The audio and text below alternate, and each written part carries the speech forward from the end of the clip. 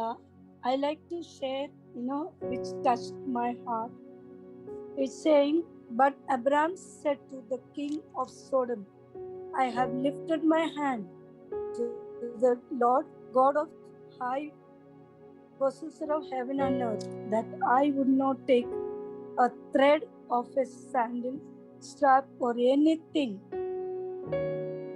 that is yours, lest you should say, I have made Abraham rich." I really touch my heart, really in our daily life also. When we are in need, we should not look to any man, look to anybody, but lift our hands, lift our eyes to the God who maker of this heaven and earth. That's my testimony all my life. And I praise and thank God that, God must have very happy when Abraham said that, I will not take anything from you, not even a thread. See, because his focus, he lifted his hand on God who maker of this heaven and earth. I'm really touched with this word, and I pray that in my future also, in my own life, that should be, everyone should be like that.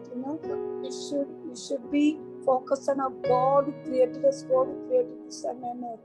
Not many people, when people give what they will give, very little, will not be happy with that, it will not be enough. But when God gives, He gives in abundance, and nobody will say that I gave because she's rich or he's rich, or they have enough because I gave. But when God gives, He gives us in abundance, that will be a blessing to everyone. Thank you. Praise God. Abraham ने जब वो सदम के राजा ने कहा कि तू जो भी खजाना है रख और लोग मुझे दे दे, तो उसने कहा कि मैंने मेरे हाथ को परमेश्वर की ओर उठाया है, वही मेरा देने वाला है। तो हम भी परमेश्वर की ओर ही देखना है और लोगों को नहीं देखना, लेकिन with verse 1, 4 nations coming against 5 nations. So among the 5 nations that were there, Lot was in that nation, this 5 nation coalition, or the 5 nations that had were together. So there was oppression over there. You read that in verse 4. This is the first mention of war in Genesis, and there are many wars that are mentioned in the Bible. We're going to see that, and Jesus also said that in the end days, we're still going to hear about the wars and rumors of war. Finally, when you read in Revelation, there will be an ultimate war. In the book of Revelation, we read that where Jesus is going to destroy the devil. So there are 2 wars here mentioned. In the beginning, there was a war that was an evil war, wrong war, and that war was motivated by greed. However you pronounce that, Kedor Laomer, he was motivated by greed or lust stuff. So any war that is motivated by greed, what can I get from other nation, what I get from others, or I want to show how powerful I am. So that's all evil war. But the just war, the second war that Abraham made a war, you see that later, that was a good war. So because that war was against injustice that was done to not just his nephew, but mainly he was motivated by that his nephew was attacked. And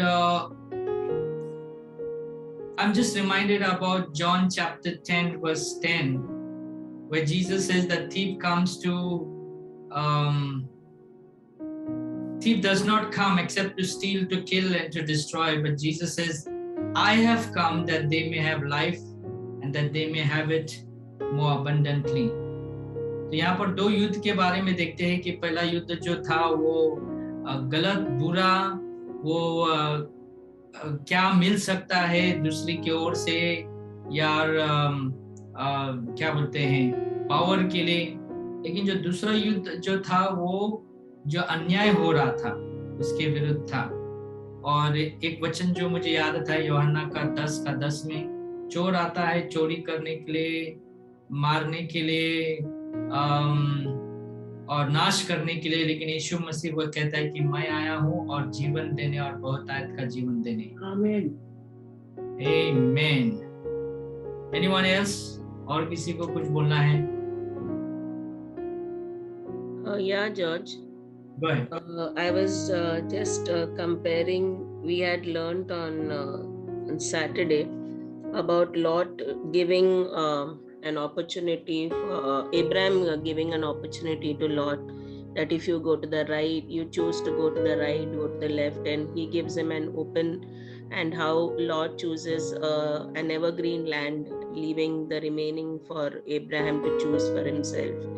And over here we see that Abraham is the one who's coming again to the rescue of Lot when he was taken as captive. So the love that is there for his nephew never faded off.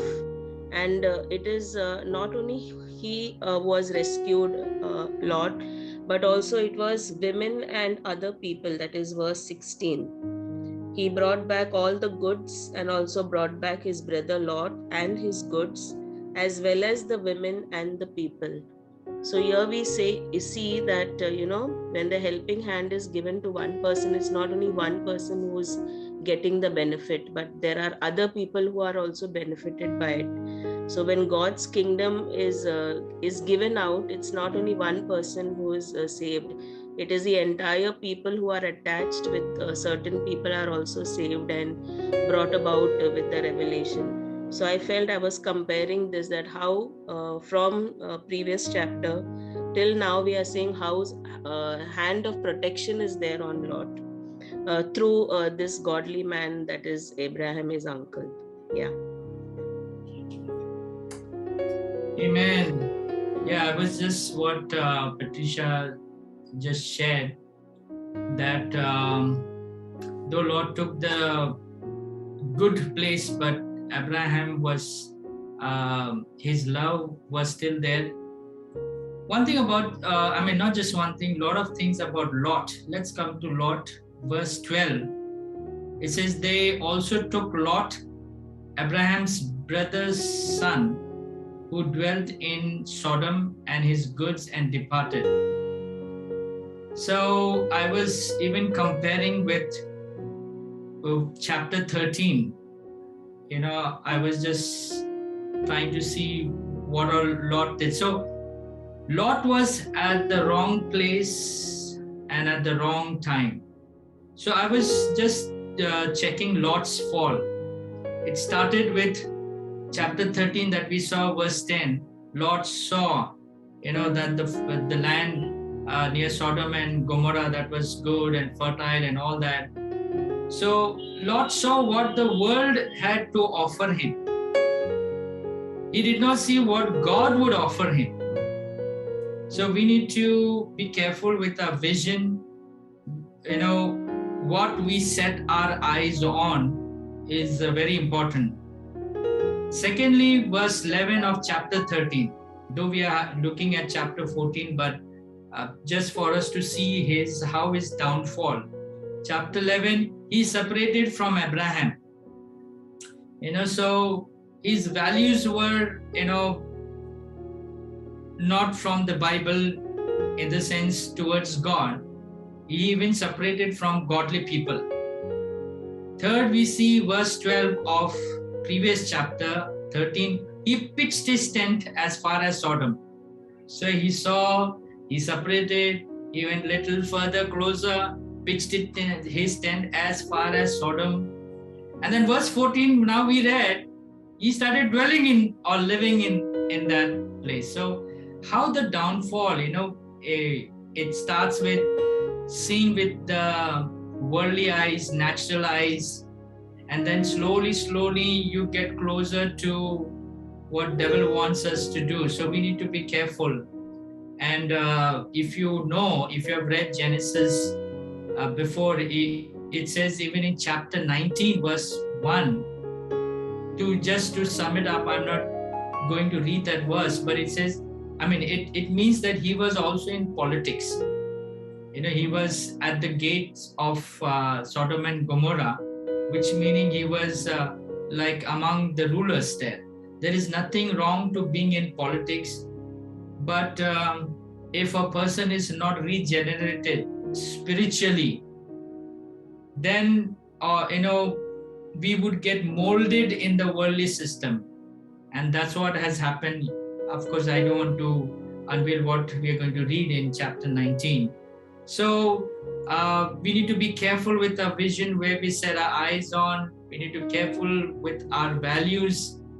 Again, Jesus said, where a man's treasure is, there is his heart will also be. Amen.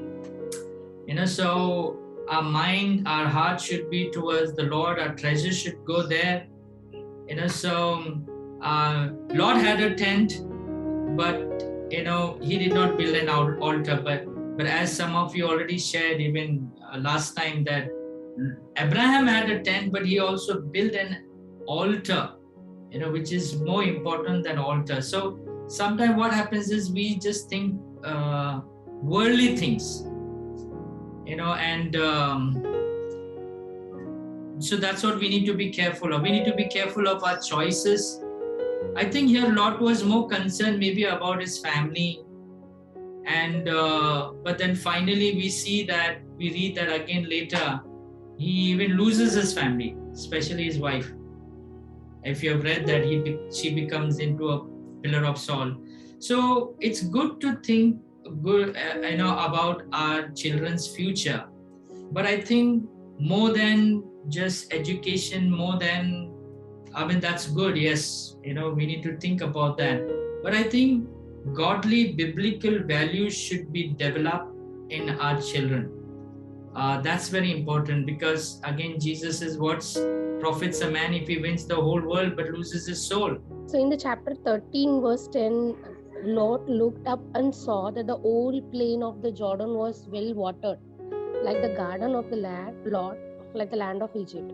What happened in chapter 14 is the four kings seized all the goods of Sodom and Gomorrah, and they also carried off Lot and their possession. The same thing I'm able to relate to Eve, say Adam and Eve. So when the woman saw that the fruit of the tree was good for food and pleasing to the eye, and also desirable for gaining wisdom, so she took some and ate it, and she also gave to her husband. So the same thing. So what we are seeing, the world may like so pleasing, so attractive, but we should go as per God's vision. That's what the same thing came to my mind, Pastor. I was also just thinking of how Abraham, how he reacted immediately after hearing that his brother was taken captive. So in spite of Lot having chosen the best part, the best land, the fact that Abraham didn't keep grudge or any thought in his mind that okay, we would have thought that he deserves it or something like that. But it says here that as soon as Abraham heard that his brother was taken captive, he armed his 318 trained servants who were born in his own house, and he went in pursuit. So which shows that he armed his best. He took the best army out to go in search of Lot.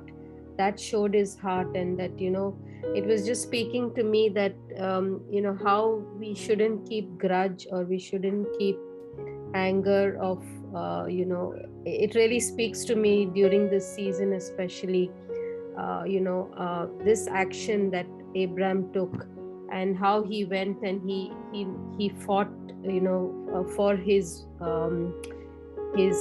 brother, not keeping any grudge. And even then down we see how the king of Melchizedek, he came down, and we see a communion here. He gave him bread and wine. If we go down, if we can scroll down, it says that Melchizedek king of Salem, brought out bread and wine. So here we see a communion. It's the similar like Jesus who served, who broke bread and wine, and who it was kind of a similar action here that we see. Melchizedek and Abraham, they had bread and wine together, and he blessed him, and he blessed Abraham also. And in return, Abraham blesses Melchizedek by giving him a tithe of all. So here we see an exchange of blessing. Melchizedek blessed Abraham, and Abraham in return blessed the king Melchizedek. So there is an exchange of blessing. So I was just thinking of this is it talks about communion, it talks about fellowship, it talks about believers blessing each other. So we need to, just as we are blessed, we need to be a blessing as well. So there is an exchange of blessing here. And then even did not take anything from the king. He did not accept anything. That also shows that it was Abraham's only intention here was to rescue his nephew Lot. That was his only motive. He did not have any other motive. His motive his intention was only to rescue his nephew. He knew that God had won the battle for him, and so that was all that was his motive. And the only payment that he required was for his men to be paid. They could take what they wanted, but he did not want anything. So here also I was reminded, what is our motive when we help someone? When we go out to help someone, what is our motive? What is our intention? Do we expect something in return, or do we do it from a heart of love? I just wanted to share that. Actually, I was also seeing this heart of selflessness as we are speaking, as each of you was speaking. I was only seeing more and more of Abraham's. There is a contrast with being selfish and selfless. I was just looking at it, the last time where he said, "You choose." I was looking at my own life, and I was saying, if I go with a friend, or if we are together somewhere shopping, or if a choice is to be made, and if we both have to buy, or if we both have to choose the same thing, will I say, you go ahead, you can have it, even though I like it, even though I desire it? Will I do that, or will I be selfless in saying you can have it? So I just saw a strong contrast where it is, when I'm reading this, I'm like asking God, speak to me. May we also get the same, the way Abraham was selfless, not selfish, where in the matter of choices, and his fear of God, where he attributed it all to the Most High God.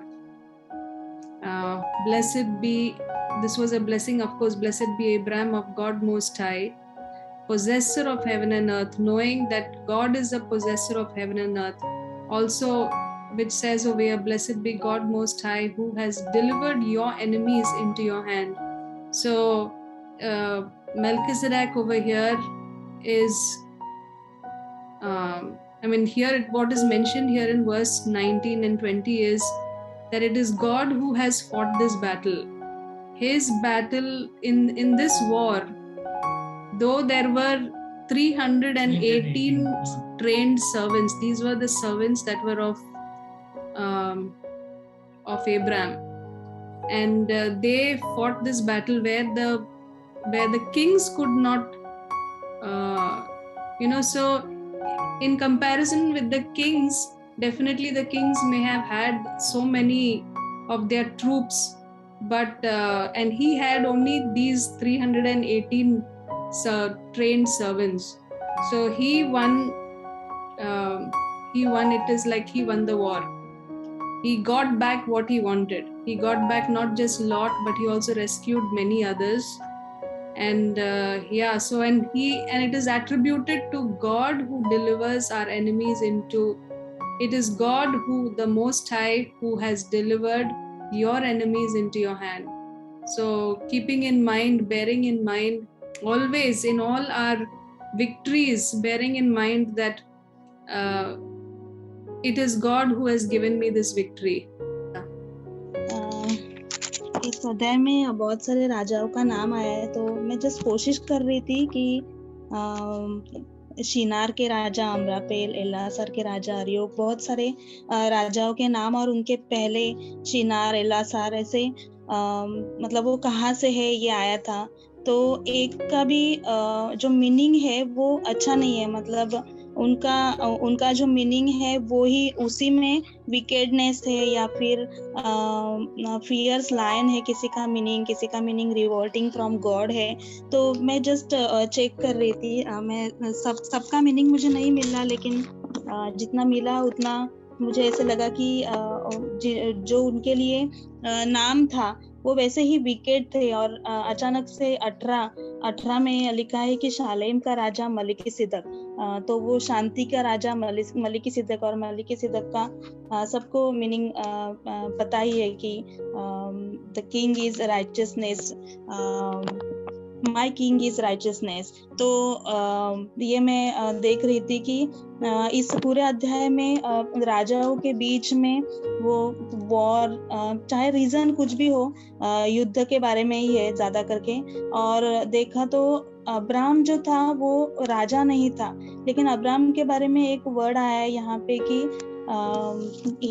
इब्रियो Abraham, वो word है 13 में है, इब्री Abram ऐसे लिखा है। तो मैं देख रही थी कि यहाँ पे इब्री अब्राम क्यों दिया गया है। तो मुझे जस्ट याद आया कि नया नियम में हमने पढ़ा था शायद से प्रेरित तो में कि पौलुस जो है वो कहता है कि मेरे साथ यीशु ने इब्रानी भाषा में बात किया था, और पौलुस भी जब इब्रानी भाषा में बोलता है तो सब लोग जो है वो चकित होते हैं।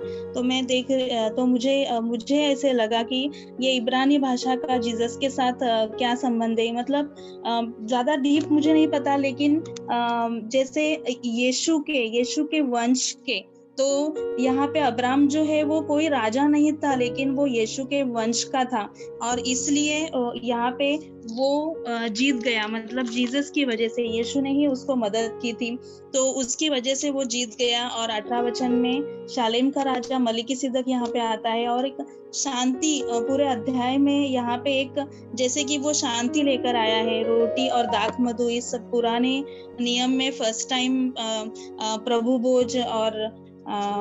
भोज यहाँ पे दिखाई देता है, रोटी, दाख मधु, दशमांश, ये 3 शब्द जो है वो सबसे पहली बार यहाँ पे आए हैं। और मलिकिसिदक जो है वो जैसे सबने कहा कि वो जीसस का प्रतीक, जीसस को दर्शाता है यहाँ पे, क्योंकि वो जीसस जैसे हमारा राजा भी है, हमारे लिए वो एक महायाजक भी है, तो उसी के रूप में वो यहाँ पे आया, और वो अब्राम को शांति देता है, अब्राम को आशीष देता है, और अब्राम को जैसे कि वो स्मरण दिलाता है कि ये जो तुझे विजय मिला है वो परम प्रधान ईश्वर की ओर से मिला है। और अब्राम जो है वो खुश होकर उसको दशमांश देता है। और आगे हम देखते हैं कि जब सदोम का राजा अब्राम को भेंट देने के लिए आता है कि तू धन अपने पास रख, प्राणी मुझे दे दे, तब उसके पास एक हियाव आता है कि ये जो भी विजय मुझे मिला है, जो जीत मुझे मिली है, वो परमेश्वर से, मेरे परम प्रधान ईश्वर से मुझे मिली है, और इसलिए मुझे तुझसे कुछ नहीं चाहिए। और जैसे सबने बात किया, मारिया आंटी ने भी बात किया, वो भाग के लिए, जैसे 13 अध्याय में भी हमने देखा कि लूत को भी वो कहता है कि तू चुन ले, सारा प्रदेश जो है, सारा देश तेरे सामने है, तू चुन ले। और आज के अध्याय में भी हम देखते हैं कि वो पूरे धन को ठुकरा देता है। वो कहता है कि मुझे तुझसे कुछ नहीं चाहिए, एक जूतों का बंधन या फिर एक सूत भी नहीं चाहिए मुझे, क्योंकि कोई ऐसा ना कहने पाए कि तू मेरे कारण धनी हुआ। तो अब्राहम का ये जो स्वभाव है वो इसीलिए है कि उसे पता था कि मुझे याद आया कि कुमार ने भी एक बार वचन कहा था कि हमारा भाग जो है वो यहोवा है। जैसे 16 साम्स में भजन संहिता 16 में दाविद कहता है कि यहोवा मेरा भाग और मेरे कटोरे का हिस्सा है। तो जब ये एक भावना हमें रहती है तो हमें कोई भी प्रकार का वो लालच नहीं रहता है। तो वो पृथ्वी की सारी बातों का, या फिर मेरे साथ भी ऐसे कुछ 1 साल पहले हुआ था कि कुछ मेरे घर वालों ने मेरे सामने मतलब ऑप्शन ही नहीं दिया था मुझे, और सब कुछ जो है वो बांट दिया था। और मेरे मन में तब यही वचन आया कि यहोवा मेरा भाग है। मतलब हमें झगड़ना या फिर हमें पछताना या फिर हमें उसमें कोई भी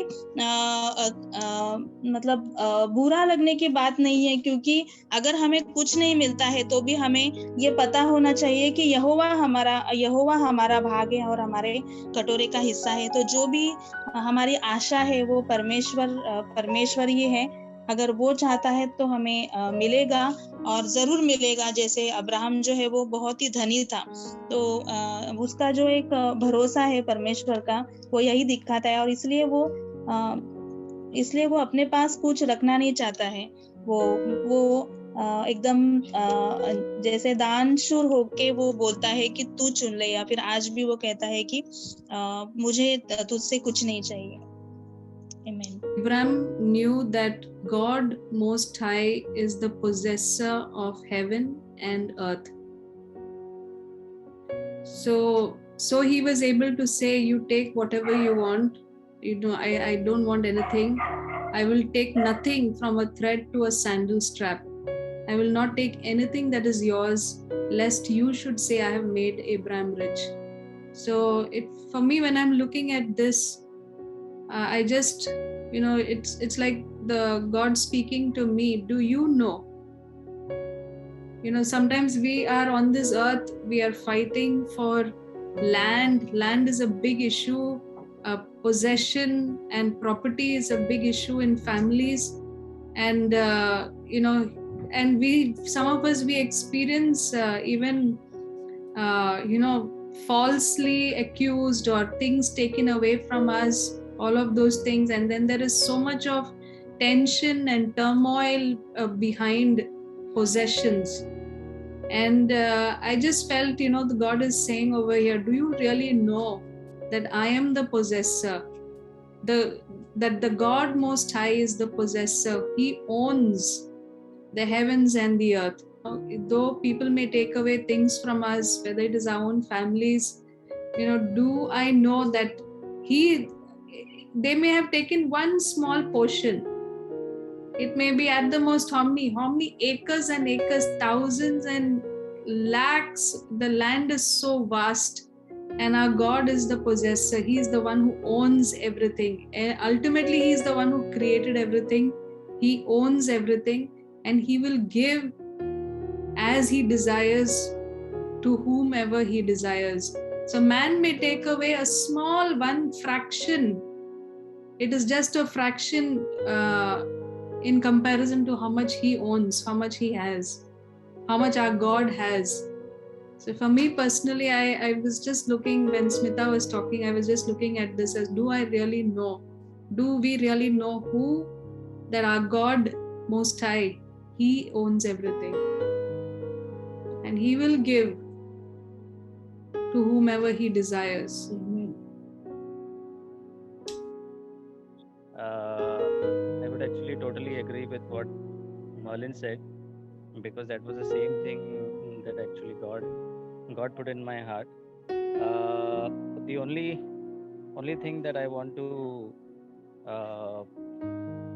bring a notice to is the same thing in verse 22, where Abraham says, the Lord God Most High, the possessor of heaven and earth.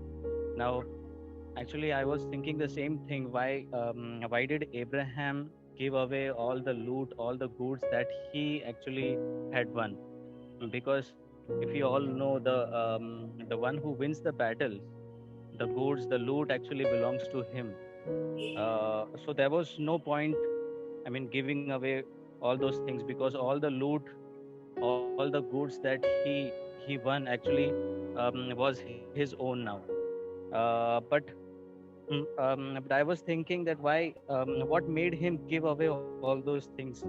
So just this statement where it says God Most High, the possessor of heaven and earth, and if we read verse 18, there even Melchizedek, king of Salem, and this is actually a picture of Jesus Christ, the King of righteousness, the King of peace. And he also says the same thing in verse 19. He says, and he blessed him and said, blessed be Abraham of God Most High, possessor of heaven and earth. So these same words are being repeated from the mouth of Abraham. So what we can see is he had a revelation of God being the possessor of heaven and earth, and that is what made him to give away the goods, the loot that he got from the other kings. And it was like the Melchizedek, king of Salem. I mean, God is bringing bread and wine to Abraham, and he is blessing him. It says he brought bread and wine. He was a priest of God Most High, and he blessed him. It's like bringing the bread and wine and blessing him. So in a way, God is telling that the possession, the greatest possession of mankind, of us people, the greatest possession that we have on this earth is the bread and the wine, the sacrifice of Jesus Christ. And we need nothing else. Everything will be added unto us if we seek His righteousness, His kingdom, and it's all about Jesus. It's all about the cross, and the bread and wine is the most valuable possession that we have on this earth. Yeah, thank you. Yeah, Melchizedek, he was king as well as priest. But when you read the Bible, the Old Testament, no king could be a priest. The kings were from the line of David, but the priests were from the line of the Levites. But here it's talking about king and priest, and it's about appearance of Jesus here. So they were looking forward. This is 2000 years before Jesus died on the cross. This when Melchizedek appeared to Abraham, broke bread and wine. So in a sense, Melchizedek was showing Abraham 2000 years later what's going to happen, that the Lamb of God is going to be sacrificed. And now we look 2000 years back, what Jesus has done for us. And one word that verse 21, now the king of Sodom said to Abraham, give me the persons and take the goods for yourself. Now there is a letter over there. When you read it on the browser, the footnote that persons is actually souls. So the king was saying, you give me the souls. So this king is a picture of Satan who wants the souls of people. And I'm reminded about, again, Reinhard Bonnke, famous evangelist. He wants to see that heaven populated with the souls of people. And even these days, that's what Satan is not happy when a soul comes to the Lord. That's what Jesus said, no, when a soul repents and comes to the Lord, there is great joy.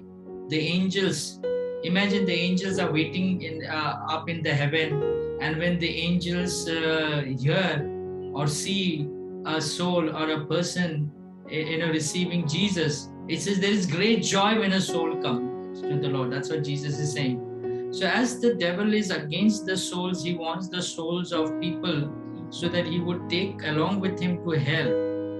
So in the same way, we need to see that we would take souls to heaven by sharing the gospel. And the last, many of you have touched about that, where Abraham said, I've raised my hands and all that. So I was just thinking, probably Abraham was thinking about his visit to Egypt. how Pharaoh blessed him and he came and he became rich. So Abraham probably this time is thinking he does not want to make the same mistake. And he said, I've raised my hands to the Lord. जो 21 वचन जो मैंने पढ़ा कि सोदम का राजा ने क्या बोला कि मुझे, ऐसे लिखा है इंग्लिश में लोग, पर्सन्स, लोग, लेकिन जो मूल वहाँ पर जो शब्द लिखा गया है प्राण, तो ये सोदम का राजा शैतान का चित्र है जो लोगों के प्राण को वो नरक में लेके जाना चाहता है। और जैसे यीशु ने कहा कि स्वर्गदूत लोग खुश हो जाते हैं जब कोई प्राण प्रभु यीशु को ग्रहण करता है। तो इसे हम देखना है कि जितना ज्यादा शैतान कोशिश करता है प्राणों को नरक में लेके जाने के लिए, हम कोशिश करना है कि लोगों को हम स्वर्ग में प्रभु यीशु का सुसमाचार सुनाकर उनको स्वर्ग में, और जैसे ऑलरेडी कहा गया है कि अब्राहम अपने हाथ उठाकर बोलता है कि मैं तेरे से कुछ नहीं लूंगा।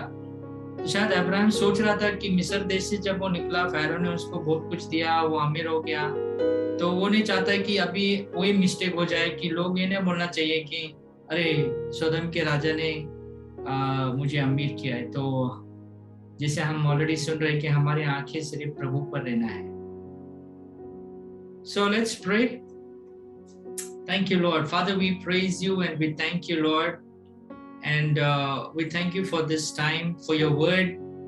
And Lord, we pray that wherever injustice is happening, Lord, we pray that we would stand against the injustice that is happening, Lord God. And those who have been, Lord, suffering, that we would stand with them, Lord God. Thank you, Jesus. Thank you, Jesus. Thank you, Father. Thank you. Lord, we pray that help us that we would not just look with our fleshly eyes as we saw, Lord God, as Lot saw, and then he separated, he pitched his tent. Lord, we pray that we would not slowly go away from you, Lord God, as Lot went away from you. Help us to have a proper vision, Lord God. Help us to set our eyes on you, on the things that are above, Lord God. Lord, our values, Lord God, would be according to your word, Lord. And Lord, we just thank you for blessing us with houses and all that. But it's not just houses, but also as Abraham built an altar, Lord God, that we would build this altar in our family, Lord. As a family, we would have time with you, Lord God, prayer time, and also personally, Lord God, I pray. Lord, I just thank you. Help us to take the right choices, Lord. Thank you, Jesus. Thank you, Jesus. Lord, we just trust you, Lord. Yes, you are our great possession. And we just thank you, Jesus. You are the Prince of Peace. You are Jehovah Shalom, our peace. Lord God, you are the King of righteousness, Jehovah Siddiqenu. We thank you, Lord God. We praise you and we thank you, Lord God. Thank you, Jesus. Thank you, Jesus. Thank you, Jesus. Thank you, Jesus. We thank you, Father, for this time and for speaking to each and every one of us. Help us to meditate on it, Lord, even throughout this night as we go to bed. As the psalmist says, I meditate on your word when I lie down. And even as we lie down, as we go to sleep, help us to think about what we have heard, Lord God, what we have shared, Lord God. And I pray that you will speak to us, Lord. Once again, I pray that your protection upon each and everyone here, Lord. Protect from whatever is going on, Lord, this pandemic. I thank you, Lord, your protection is around us. And I pray for your provision also, Lord. I pray for everyone working. Bless them in their jobs. Those who are seeking jobs, bless them, Lord. Lead them, God, I pray. And also bless their businesses, Father. Thank you, Lord. Thank you, Jesus. I pray this prayer in Jesus' name. Amen. Amen. Amen. Amen.